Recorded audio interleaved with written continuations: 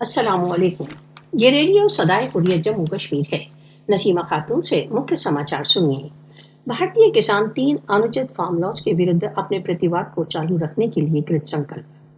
19 जुलाई से आरंभ हो रही मानसून ऋतु जो 13 अगस्त तक चलेगी, भारत में किसान भारतीय पार्लियामेंट के सामने प्रतिवाद के लिए तैयार।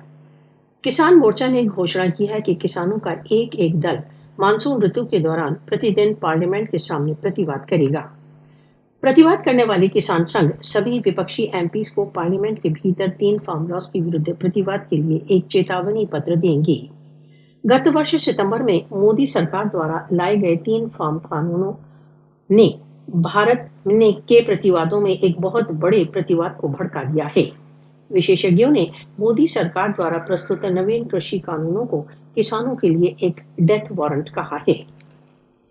3 फार्म लॉज के बहिष्कार की मांग कर रहे सहस्त्रों किसान नवंबर 2020 से दिल्ली के बाहरी वृत्तों में राजमार्गों पर कैंपिंग कर रही हैं। 3 किसान विरोधी कानूनों को वापस लेने के लिए मोदी की इनकारी किसानों की समस्याओं के प्रति उसकी असंवेदनशीलता को व्यक्त करती है। भारतीय जनता पार्टी शासन द्वारा प्रस्तुत कृषि कानून का लक्ष्य भारतीय किसानों की स्वायत्तता को समाप्त करना है।